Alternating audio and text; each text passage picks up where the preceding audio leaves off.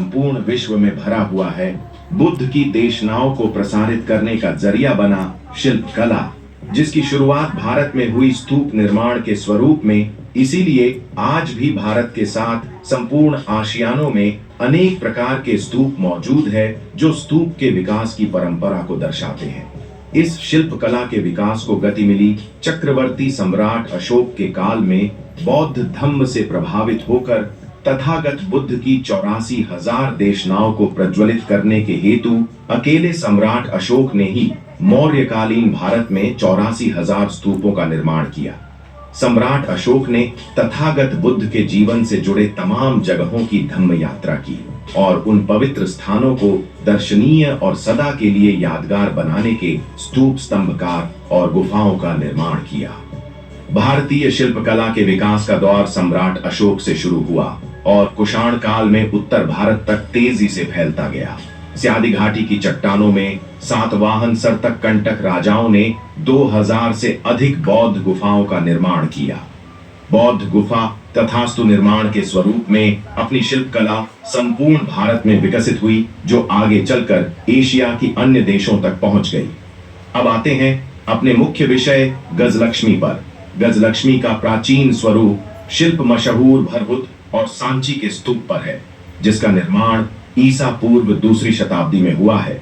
इसी के साथ गजलक्ष्मी का शिल्प सह्याद्री घाटी में पाई जाने वाली बौद्ध गुफाएं जैसे कि औरंगाबाद की एलोरा और पीतल कोरा गुफा, रायगढ़ की थानालय गुफा और जुन्नर की बुद्ध में भी गजलक्ष्मी के शिल्प की नक्काशी है। इसी के साथ गजलक्ष्मी को रेखांकित किए हुए कुछ सिक्के कौसंबी से प्राप्त हुए, जो मूलतः प्राचीन बौद्ध शेयर है।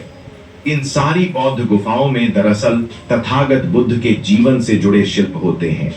वहां हिंदू आस्था का प्रतीक गजलक्ष्मी का शिल्प भला कैसे हो सकता है? हालांकि यह सकते हैं कि राजा रवि वर्मा ने इसी शिल्प को पेंटिंग में उतारा है। अब सवाल यह है कि क्या गजलक्ष्मी का सिर्फ बौद्ध धर्म से संबंधित है? तो चलिए इसके पुरातात्विक जांच करते हैं।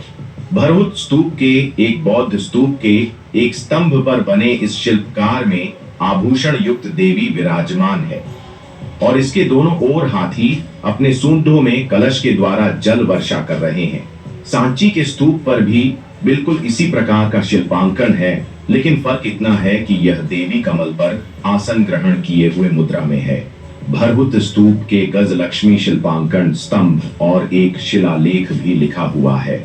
तो चलिए इसे डिकोड करके देखेंगे दरअसल इसमें क्या लिखा हुआ है। इस शिलालेख में थूप दास का वर्णन है। शिलालेख में लिखा है कि मोरगिरिहा थूप दासस दान थम्बे। थूप दास मोरगिरी यानी महाराष्ट्र के निवासी थे और भरहुत स्तूप के एक स्तंभ निर्माण में धम्म दान दिया है। दास लोग मूलतः बौद्ध थे, इसीलिए सांची और भरहुत के स्तूपों अनेक दास तथा दासी उपाधि धारक बौद्धों के शिलालेख हैं, जिन्होंने स्तूप निर्माण में मदद की है। प्राकृत भाषा में दास दर्शन का अर्थ दृष्टा होता है, लेकिन हमें अक्सर गलत इतिहास पढ़ाया जाता है कि दास का अर्थ गुलाम या नौकर है, जिसका मुख्य कारण बौद्धों से सांस्कृतिक दुश्मनी का है। भरहुत के एक स्तूप में शिल्पांकन है जिसमें यह देवी निद्रासन यानी सोई हुई अवस्था में है, जिसके इर्द गिर्द सेविका है और इसी के साथ यहाँ भी उड़ता हुआ हाथी का शिल्प दर्शाया गया है। इस स्तंभ पर भी एक शिलालेख लिखा हुआ है जिसमें लिखा है भगवतो उपक्रंति। इसका अर्थ हुआ भगवतो यानी तथागत, भगवान बुद्ध की उपक्रंति यानी निर्मिति। शायद आपको अब समझ में आया होगा। तो चलिए इस रूप का विस्तार से विश्लेषण देखेंगे। इस शिल्प में दर्शाई गई देवी कोई और नहीं बल्कि तथागत बुद्ध की माता महामाया है। जी हाँ, चकित न होइए, यह महामाया का ही शिल्प है। बौद्ध साहित्य के अनुसार महामाया को सपने में हाथी ने राजकुमार सिद्धार्थ के जन्म की भविष्यवाणी की थी, जो संन्यास लेकर बुद्ध बनेंगे। इस शिल्पांगन में यही दर्शाया है। महारानी महामाया निद्रासन में है और उड़ता हुआ हाथी उन्हें राजकुमार सिद्धार्थ के जन्म के संकेत दे रहा है। भरहुत स्तूप का दूसरा शिल्प, जिसमें महारानी महामाया के दोनों ओर बोधिसत्व हाथी सूंडों में कलश में पानी की वर्षा कर रहे हैं। इस प्रकार गर्भ संस्कार को दर्शाया गया है। इस शिल्प में दर्शाए गए हाथी को इसलिए महत्व है क्योंकि हाथी ऐश्वर्य का प्रतीक है और बौद्ध ग्रंथों के अनुसार महारानी महामाया के सपने में हाथी ने बुद्ध जन्म की भविष्यवाणी की थी। इस आर्कियोलॉजिकल सत्य की पुष्टि ASI के डायरेक्टर जॉन मार्शल ने की है, क्योंकि संपूर्ण दुनिया में बौद्ध स्थलों पर तथागत बुद्ध के जीवन से जुड़ी घटनाओं को ही शिल्प के स्वरूप में दर्शाया गया है ना, कि किसी काल्पनिक देवी देवताओं को बुद्ध की माता महामाया के शिल्पांकन कुछ मंदिरों में भी दिखते हैं, तो उसे गजलक्ष्मी समझने की भूल ना करें। हो सके तो उस मंदिर में थोड़ी और पड़ताल करें, आपको शिल्प का शिल्प भी मिल जाएगा, क्योंकि यही वह तमाम स्थल है जो बौद्ध विरासत पर किया हुआ अतिक्रमण है। राजा रवि वर्मा ने बौद्ध स्तूपों में मौजूद महामाया के शिल्प को ही चित्र के स्वरूप में प्रस्तुत कर गजलक्ष्मी के नाम से प्रसारित किया है। अब आते हैं इस वीडियो के दूसरे विषय पर, दीपावली या दीपदान उत्सव के बारे में। आपको ऐसे कई सारे स्वयं घोषित ज्ञानी मिल जाएंगे जो दीपावली को दीपदान उत्सव से जोड़ते नजर आएंगे, लेकिन बौद्ध धम्म, बौद्ध साहित्य और बौद्ध संस्कृति में दीपदान उत्सव को लेकर कोई स्पष्टता नहीं है। व्हाट्सएप यूनिवर्सिटी और सोशल मीडिया यूनिवर्सिटी के चलते कई लोग दीपदानों के पक्ष में तो कुछ लोग विपक्ष में अपने अपने तर्क बांध रहे हैं। बौद्ध साहित्य में कोई अधिकृत प्रमाण नहीं मिलता जहां बुद्ध के कपिलवस्तु नगर में लौटने पर दिवाली मनाने के साक्ष्य मिलते हो, या उन्हें किसी नगर में विराजमान होने पर धम्म दीपोत्सव मनाया हो। दीपावली बौद्ध उत्सव नहीं है, इसे तर्क के आधार पर समझते हैं। जिस प्रकार क्रिसमस की शुरुआत ईसाई राष्ट्रों में हुई, यह धर्मों संपूर्ण यूरोप में फैलते गया और आज संपूर्ण दुनिया में ईसाई धर्म को मानने वाले लोग हैं।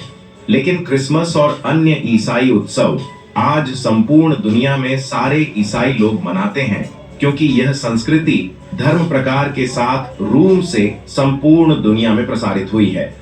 भारत से बौद्ध धर्म का प्रचार आज से कई सौ साल पहले सम्राट अशोक के समय में हुआ है। धर्म के साथ संस्कृति का ट्रांसफॉर्मेशन भी होता है, इसीलिए सारे बौद्ध राष्ट्र में आज भी बुद्ध पूर्णिमा को मनाया जाता है। लेकिन भारत के अलावा किसी भी बौद्ध राष्ट्र में दीपावली जैसा कोई उत्सव नहीं मनाया जाता। इससे यह स्पष्ट हो जाता है कि दीपावली बौद्ध उत्सव नहीं है। खैर, एक बात तो सही है कि वह गौतम बुद्ध हो अथवा महावीर या कोई और महापुरुष स्वामी कभी वापस अपने घर लौटा होगा तो उसने रात में प्रकाश के दिए जलते पाए होंगे, क्योंकि उस जमाने में लाइट तो थी ही नहीं कि कोई हेलोट्यून या मरकरी अथवा स्ट्रीट लाइटें लगा दे।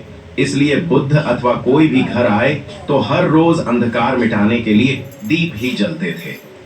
डॉक्टर बाबा साहेब आम्बेडकर ने ऐसे त्योहारों को मनाने के पीछे के मनोविज्ञान का ठीक से विश्लेषण करते हुए बहुत पहले ही हमें सचेत कर दिया था। उसे समझने के बजाय हम हर रोज नए नए उत्सवों को हड़पने में लगे हुए हैं। यह रास्ता हमें कहीं नहीं ले जाएगा।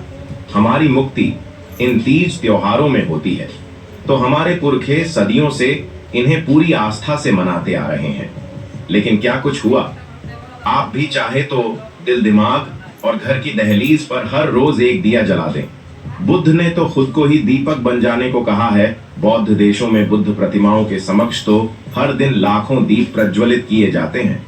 गौतम बुद्ध स्वयं ही करोड़ों दीपों से अधिक प्रकाशमान दीपक है। उनकी रोशनी से सारा जग वैसे भी जगमग रहा है। उनको किसी एक विशेष दिन में ना बांधे तो शायद अच्छा होगा। आज की वीडियो में बस इतना ही। यदि आपको हमारे द्वारा बनाया गया यह